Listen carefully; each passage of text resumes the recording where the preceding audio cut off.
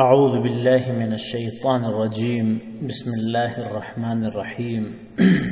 میرے عزیز طلبہ و طالبات، آج ہم پڑھیں گے سورہ حجرات کی آیت نمبر 9 اور 10۔ اس میں اللہ جل شانہ مسلمانوں کے درمیان اتحاد، اتفاق اور آپس میں محبت اور بھائی چارگی کا ہمیں حکم دیا ہے۔ پہلے ہم آیات کریمہ کا مختصراً ترجمہ کرتے ہیں اور پھر اس سے متعلق چند باتیں جو ہیں وہ آپ کے سامنے بیان کرتے ہیں۔ چنانچہ اللہ جل شانہ ارشاد فرماتے ہیں وَإِن طَائِفَتَانِ مِنَ الْمُؤْمِنِينَ، کہ اگر طائفتان دو گروہ من المؤمنین مومنین میں سے اقتتلوا آپس میں لڑ پڑیں فَأَصْلِحُوا بَيْنَهُمَا تو ان کے درمیان آپ لوگ صلح کریں۔ فَإِن بَغَتْ إِحْدَاهُمَا عَلَى الْأُخْرَى، ایک گروہ جو ہے ان میں سے بغت زیادتی کرے، احداہما ان میں سے ایک، علی الاخری دوسرے گروہ پر،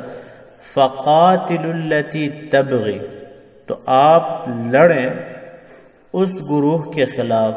تبغی جو جماعت زیادتی کرتی ہے، جو گروہ زیادتی کرتی ہے،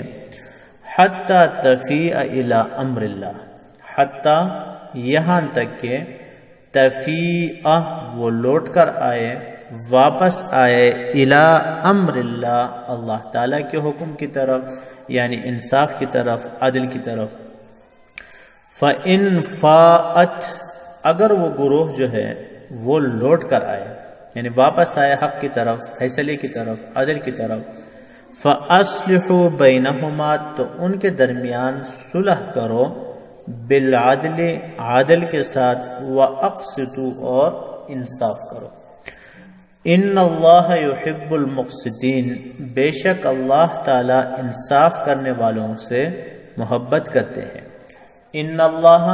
بے شک اللہ تعالی یحب پسند کرتے ہیں، محبت کرتے ہیں، المقسطین انصاف کرنے والوں کو۔ انما المؤمنون اخوہ، حقیقت میں در حقیقت بے شک المؤمنون اخوہ کہ مسلمان بھائی بھائی ہیں۔ فَأَصْلِحُوا بَيْنَ أَخَوَيْكُمْ تو تم اپنے بھائیوں کے درمیان صلح کرو، وَاتَّقُوا اللَّهَ اور اللہ تعالیٰ سے ڈرو، لَعَلَّكُمْ تُرْحَمُونَ تاکہ تم پر رحم کیا جائے۔ انما المؤمنون اخوہ کہ حقیقت در حقیقت مومن مسلمان جو ہیں وہ بھائی بھائی ہیں۔ فَأَصْلِحُوا بَيْنَ أَخَوَيْكُمْ تو اپنے بھائیوں کے درمیان صلح کرو، وَاتَّقُوا اللَّهَ اور اللہ تعالیٰ سے ڈرو، لَعَلَّكُمْ تُرْحَمُونَ تاکہ تم پر رحم کیا جائے، تمہارے ساتھ رحمت کا معاملہ کیا جائے۔ تو میرے عزیز طلبہ و طالبات، آیات کریمہ کا ترجمہ واضح ہے، البتہ اس میں چند باتیں جو ہیں وہ قابل غور ہیں۔ وَإِن طَائِفَتَانِ مِنَ الْمُؤْمِنِينَ اقْتَتَلُوا کہ مسلمانوں کے دو گروہ جب آپس میں لڑیں، تو اس میں پہلی بات یہ ہے کہ قتال اور مسلمانوں کی آپس کی لڑائی جو ہے یہ بہت بڑا گناہ ہے، لیکن یہ بات ذہن میں رہے کہ کسی گناہ کے ارتکاب سے جتنا بڑا گناہ ہو تو جب تک شرک نہ کرے، کوئی کفریہ کلمہ ادا نہ کرے، کوئی کفریہ کام نہ کرے، انسان بہرحال مومن رہتا ہے اور اس کا ایمان جو ہے وہ باقی رہتا ہے۔ تو کسی گناہ کے ارتکاب کرنے کی وجہ سے اگر اس کو حلال نہ سمجھتا ہو، غلطی اگر مسلمان سے ہو تو وہ مومن رہتا ہے، وہ کافر نہیں ہوتا، اگرچہ کہ وہ فاسق ہے، فاجر ہے، بہت بڑا گناہ گار ہے۔ تو یہاں بھی دیکھیں اتنا بڑا وہ گناہ کا ذکر کر کے اللہ تعالیٰ پھر بھی فرماتے ہیں من المومنین کے مومنین میں سے۔ اور دوسری بات یہ ہے کہ اللہ جل شانہ یہاں یہ بیان فرما رہے ہیں کہ پہلی بات تو یہ ہے کہ لڑنا نہیں چاہیے، یہ غلط بات ہے، لیکن اگر لڑائی ہو تو تیسرے فریق کو چاہیے کہ صلح کرنے کی کوشش کرے، یہ نہ کرے کہ پاس کھڑے ہو کر ویڈیو بنائے، اس کو وائرل کرے، سوشل میڈیا پر ڈال دے، نہیں، فَأَصْلِحُوا بَيْنَهُمَا، اس کا کام یہ ہے کہ ان کے درمیان کیا کرے، صلح کرے۔ تو مزید ان کے بڑھا کر مزید اس لڑائی کو، اس دشمنی کو ہوا نہیں دینی چاہیے اپنے فائدے کے لیے یا ویسے عادت سے مجبور ہو کر، بلکہ فَأَصْلِحُوا بَيْنَهُمَا، بلکہ وہ کیا کریں، ان کے درمیان صلح کرنے کی کیا کرے، کوشش کریں۔ یہ دوسری بات ہوئی۔ اور قابل احترام طلبہ و طالبات، تیسری بات یہ ہے کہ اس لڑائی میں اگر وہ دونوں انصاف کی طرف آ جائیں پھر تو ٹھیک ہے، لیکن اگر ان میں سے کوئی سرکشی کرے، کوئی غلطی کرے، تو اس کے خلاف بھی کیا کرنا چاہیے، لڑنا چاہیے، تاکہ وہ حق کی طرف آ جائے، وہ انصاف کی طرف آ جائے۔ تو یہ لڑنا جو ہے یہ مختلف طریقے سے ہو سکتا ہے، قطع تعلق وغیرہ کے ذریعے ہو سکتا ہے، اور آج کل سوشل میڈیا وغیرہ ہے، اس کو صحیح طریقے سے استعمال کر کے، اور جہاں طاقت استعمال کر سکتے ہیں، آپ کے پاس اتھارٹی ہے تو طاقت استعمال کر کے، مثلا حکومت وغیرہ ہے، تو بہرحال اس غلط فریق کو اور اس فریق کو جو باطل پر ہے، غلطی پر، اس کو مجبور کرنا چاہیے کہ وہ کیا ہو جائے، حق کی طرف آ جائے۔ اور چوتھی بات یہ ہے کہ جب وہ حق کی طرف واپس آ جائے پھر اس کو عار نہیں دلانا چاہیے کہ دیکھو بھائی ہم تو آپ پہلے ہی کہہ رہے تھے یہ کام مت کرو،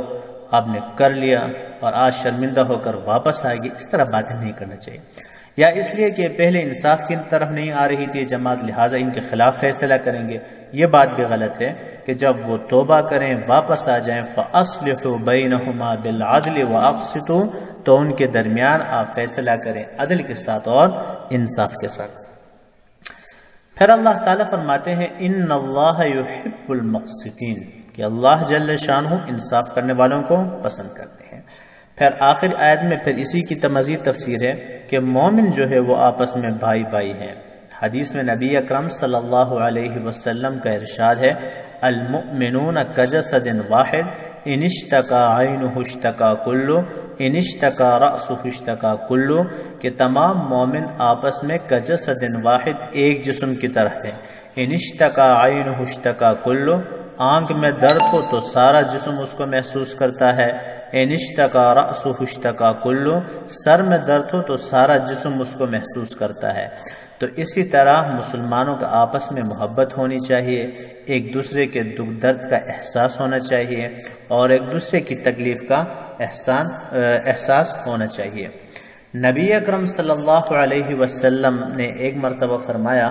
صحابہ سے کہ میں تمہیں نماز، روزہ، صدقہ وغیرہ سب سے افضل چیز نہ بتاؤں؟ صحابہ نے عرض کیا ضرور۔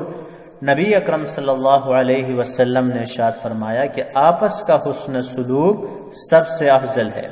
اور آپس کی لڑائی جو ہے وہ دین کو صاف کرنے والی ہے۔ جس طرح اس طرح سے سر کے بال صاف ہوتے ہیں یکدم، اسی طرح آپس کی لڑائی سے دین بھی اسی طرح کیا ہو جاتا ہے، صاف ہو جاتا ہے۔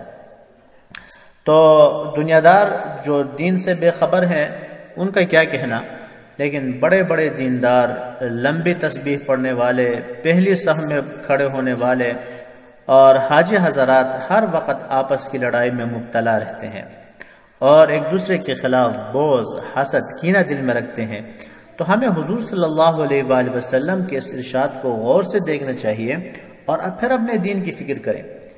کہ جس دین کے گمڑ میں ہم صلح کی جھکنے کی توفیق نہیں ہوتی، تو آپ خود اندازہ لگائیں، پھر عبادات کرتے ہیں، پھر نماز، روزہ، زکوٰۃ، حج وغیرہ کا اہتمام، لیکن نبی اکرم صلی اللہ علیہ وسلم کا ارشاد ہے کہ سود جو ہے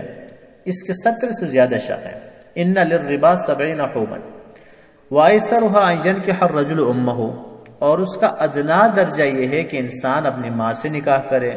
اور پھر فرمایا کہ بدترین سود مسلمان کی آبروریزی ہے، مسلمان کی عزت پر حملہ کرنا، جو اس کو خبیث ترین سود ارشاد فرمایا۔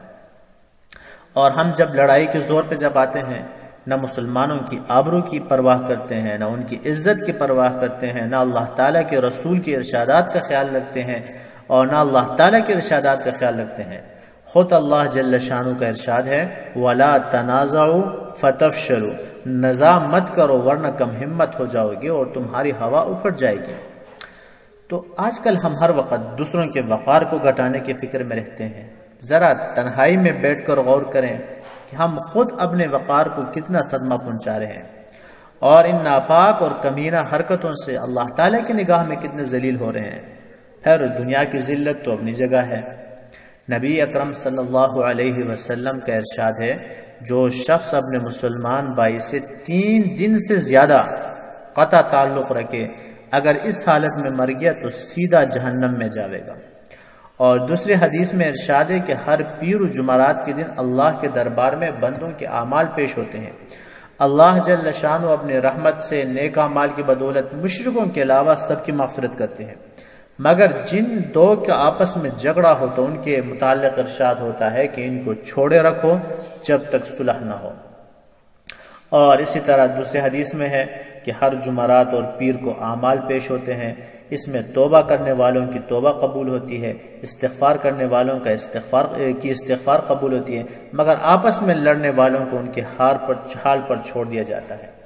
اور تیسری جگہ ارشاد ہے کہ شب بارات میں اللہ تعالیٰ کی جو رحمت ہے عامہ خلقت کی طرح متوجہ ہوتی ہے، بہانے سے ہر ایک کی مغفرت ہوتی ہے، مگر 2 شخصوں کی مغفرت نہیں ہوتی ہے، ایک کافر اور دوسرا وہ جو کسی سے بغض رکھے، جو کسی سے کینہ نہ رکھے۔ اور ایک اور جگہ ارشاد ہے کہ 3 لوگ ایسے ہیں کہ ان کی نماز قبولیت کے لیے ان کے سر سے ایک بالش بھی اوپر نہیں جاتی، جن میں آپس کے لڑنے والے بھی شامل ہیں۔ تو بہرحال ان روایات سے